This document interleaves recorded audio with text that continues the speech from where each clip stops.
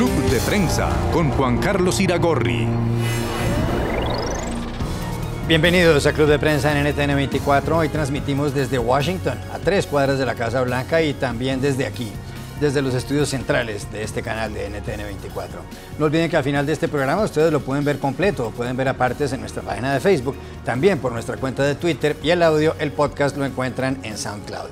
Les doy la bienvenida a los invitados a este programa. Se trata de Dori Toribio, la corresponsal de Mediaset de España, de Paula Lugones, la corresponsal de Clarín de Buenos Aires, y de Pablo Pardo, el corresponsal del diario El Mundo de Madrid. Y quería empezar preguntándole a Paula Lugones, la corresponsal de Clarín, por un libro que ha publicado, un libro titulado Los Estados Unidos de Trump, que ella ha presentado no solamente ante los estudiantes del máster de periodismo de Clarín, sino en la Feria del Libro de Buenos Aires. Brevemente, Paula, ¿qué tal? ¿En qué consiste el libro, del cual hablaremos más adelante en otro programa?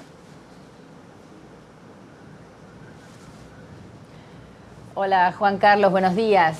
Bueno, el libro fue una especie de radiografía del fenómeno Trump, en qué consiste este personaje que ha conmovido al mundo por una fulgurante campaña y exitosa campaña. Es un viaje sobre todo a la América profunda, al lugar donde Donald Trump cosechó la mayoría de sus votos. Intenta explicar ese fenómeno al público masivo. Es un libro que está escrito en español. Desentraña por qué ganó Trump, cuáles fueron las principales lazos que tuvo con la gente, y lo que traza también es una perspectiva de lo que puede ser su propio gobierno. Es un libro que es muy fácil de entender, con muchos testimonios, mucho recorrido por la América profunda, esos Estados Unidos que le dieron el triunfo a Trump. Gracias, Paula. Y quiero preguntarle a Pablo Pardo y a Dori Toribio, inicialmente a Pablo, sobre lo que está ocurriendo políticamente en Estados Unidos. El pasado día martes, el presidente Donald Trump decidió despedir al jefe del FBI, al señor James Comey. El señor Comey había dicho en tiempos de la campaña presidencial que estaba investigando los emails, el manejo de los emails de Hillary Clinton, quien fuera la secretaria de Estado de Barack Obama y candidata presidencial demócrata derrotada por Trump, cuando ella estaba como jefa de la diplomacia estadounidense. Y también estaba investigando el manejo de los emails del entorno de la señora Clinton. En las últimas horas, James Comey, ante el Senado, dijo que tal vez él había exagerado un poco el riesgo que podía implicar para la seguridad nacional de Estados Unidos ese manejo de los emails de Hillary Clinton. Como consecuencia de esto, Donald Trump despidió al señor James Comey. Otros consideran, en cambio, que el señor Trump lo que hizo fue vengarse o tomar precauciones frente a lo que estaba haciendo Comey. James Comey estaba investigando los nexos de Rusia con la campaña de Trump, en detrimento, por supuesto, de la campaña de Hillary Clinton. Usted publica, Pablo, en el diario El Mundo un artículo que da cuenta de una noticia que se ha conocido, y es que el lunes, es decir, 24 horas antes al despido de James Comey, el señor Comey había pedido más fondos para investigar esos lazos, esa conexión entre Rusia y la campaña de Trump. La pregunta es, ¿despidió Trump a James Comey para evitar que Comey lo siguiera investigando?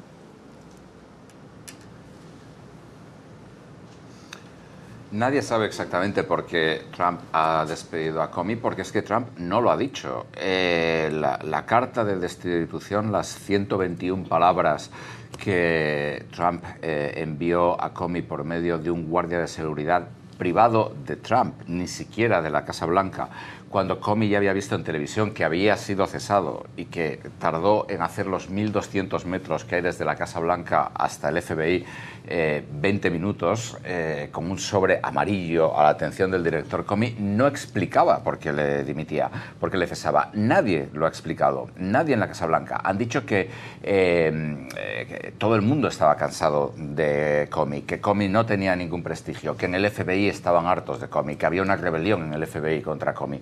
Bueno, todo esto son fantásticas tonterías cuando tenemos por un lado al presidente Trump, que hasta hace muy poco ha elogiado a Comey, cuando tenemos sería la primera vez que el FBI, como cualquier agencia burocrática, se mueve por democracia, y cuando a los empleados no les gusta el jefe, lo cesan, y además un señor como Donald Trump, que demuestra tener una especial sensibilidad para ese tipo de cosas.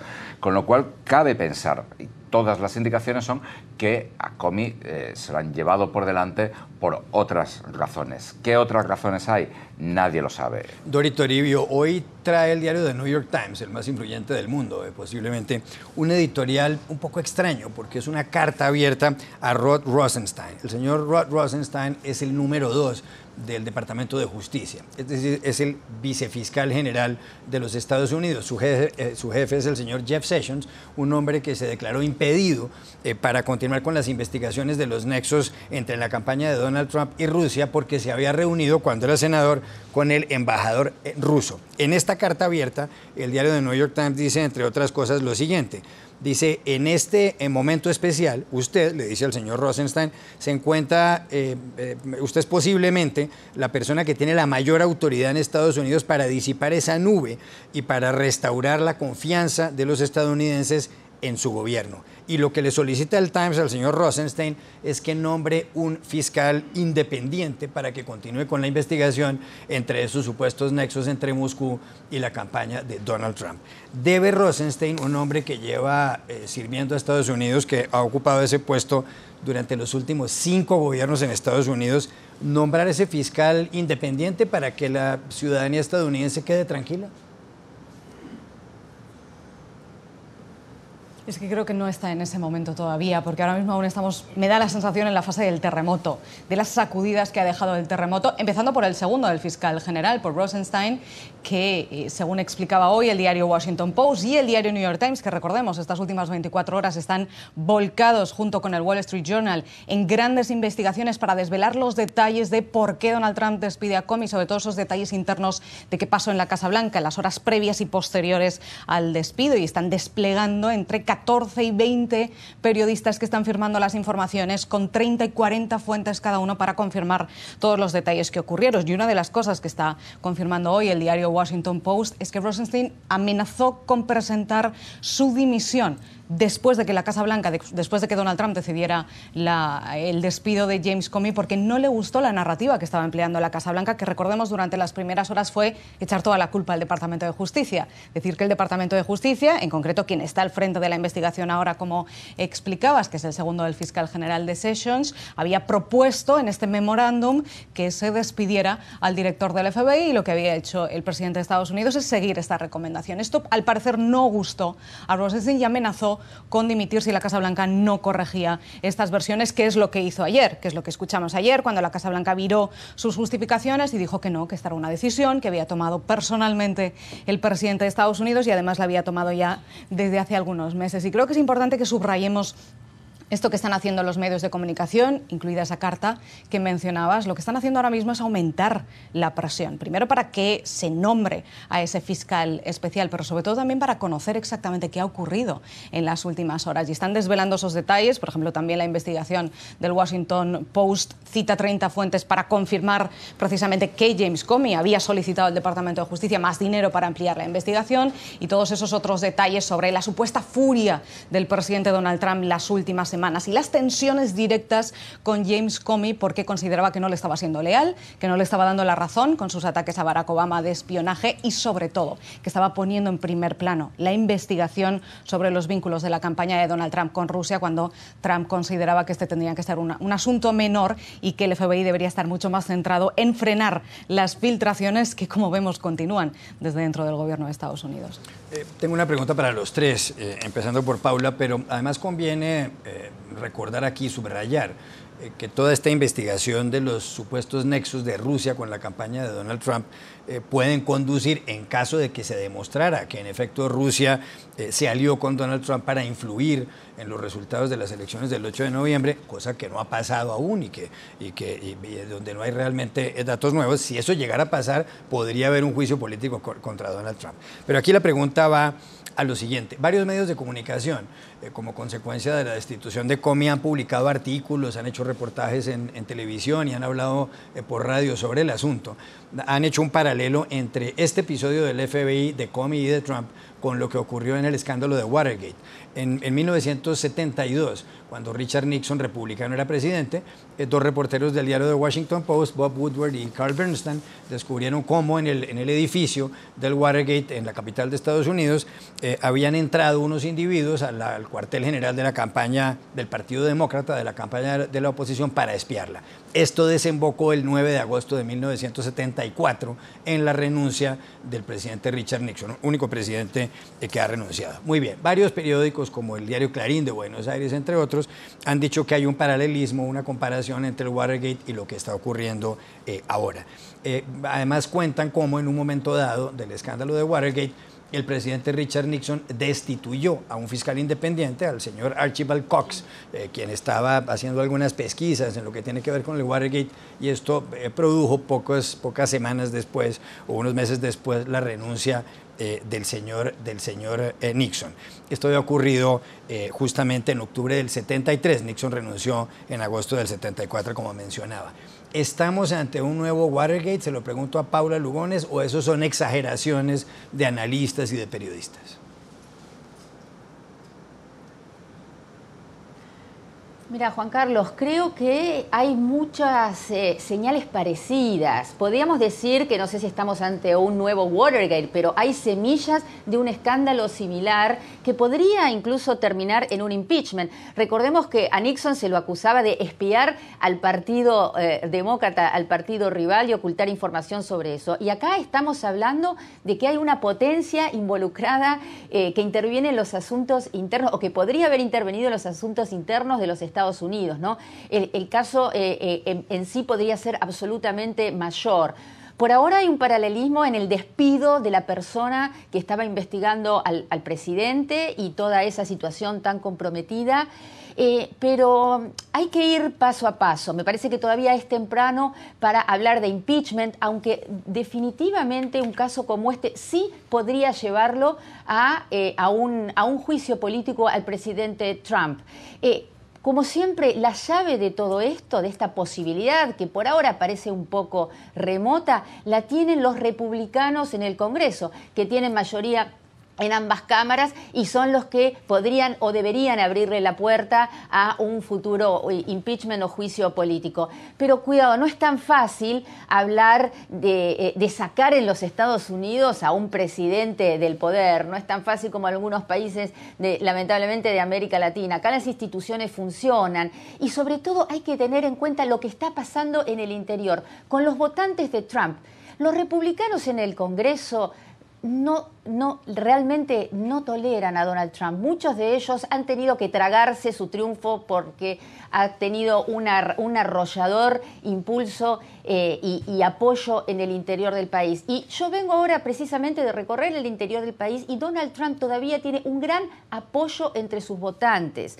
Entonces, los republicanos en el Congreso no van a arriesgarse, al menos por ahora, insisto, al menos por ahora, en tirar al presidente por la ventana, porque ellos tienen que después volver al interior del país para las elecciones legislativas, donde todavía Donald Trump tiene un gran apoyo. Dori Toribio, en 45 segundos, ¿estamos ante un nuevo Watergate?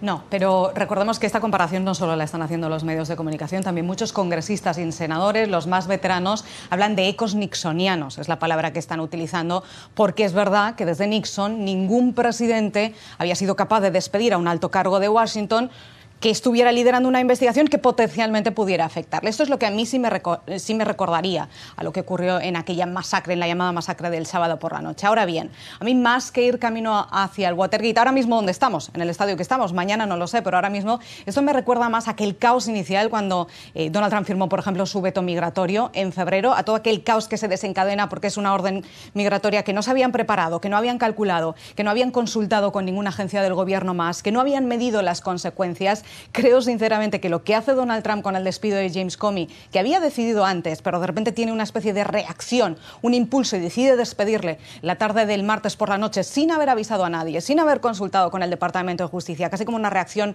visceral. Creo que lo que estamos viendo ahora es más la consecuencia de ese caos, de esas reacciones que suele tener el presidente de Estados Unidos sin medir las consecuencias y sin esperarse las consecuencias, que estar en un estadio previo hacia el Watergate, aunque insisto, ahora no sé qué va a pasar mañana. Ya regresamos. Regresamos a Club de Prensa.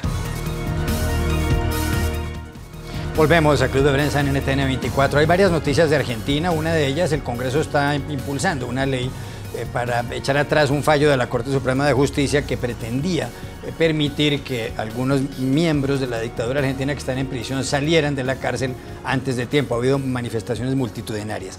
Pero hay otra noticia que es un escándalo y quiero preguntarle a Paula en estos 2 minutos 45 segundos de este segmento en qué consiste. Daniel Scioli tiene 60 años, fue candidato presidencial por el kirchnerismo en las elecciones pasadas a finales de 2015 y perdió con Mauricio Macri, miembro de una familia de millonarios, buen deportista, un hombre casado con una modelo y separado y vuelto a unir con la modelo. Ahora resulta que hay un lío con una novia que ha tenido por 28 años. ¿En qué consiste este escándalo en el que se están fijando muchos argentinos, Paula?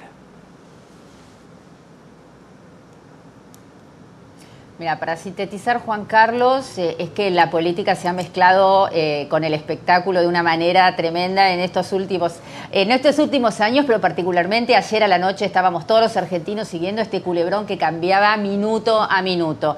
Sucede más o menos, para explicarlo rápidamente, Daniel Scioli, que perdió por muy poquito la presidencia argentina, por 2 o 3 puntos nada más, que pudo haber sido el presidente de los argentinos, estuvo casado durante muchos años con Karina Rabolini, que era una modelo de los 90, en un matrimonio que tuvo sus idas y venidas y que no parecía que estaba muy feliz en los últimos tramos de la campaña del 2015. Finalmente se descubrió que Daniel Scioli la engañaba a Karina con una chica de 28 años, recordemos que Daniel Scioli tiene 60, una modelo con la cual se escapó a Cuba, a Punta Cana, y lo descubrieron algunos turistas argentinos por ahí. Los celulares son un peligro a esta altura de la vida. ¿Qué pasó? Se separó finalmente Scioli de su esposa, sin reconocer que tenía esta nueva novia, aparentemente siguió saliendo con ella, hasta que ayer esta chica que se llama Giselle Bernal salió a mostrar el teléfono de Scioli, unos chats que había tenido muy picantes con otra chica de 28 años, muy subida de tono, y que le mandaba fotos de ella posando desnuda y decía: te espero en mi casa, venite esta noche. Bueno, la chica esta, Giselle, la novia, salió a mostrar este chat, se sintió traicionada por todos los medios y los programas de chimentos, diciendo: mi marido me engaña, no mi marido, mi novio Scioli me engaña y no puedo creer lo que está pasando. ¿Qué hizo Scioli? Scioli fue a la noche a un programa de chimentos, después de haber estado haciendo campaña todo el día, y dijo: muchachos, ¿saben qué? Soy un padre de familia y miren lo que les voy a dar una noticia, voy a ser papá otra vez a los 60 años. Contó en público, sorprendió a todo el mundo anoche, diciendo que esperaba un nene, un bebé, de esta mujer a la cual supuestamente había engañado con esta chica que le sacaba fotos desnudas. ¿Qué pasó después?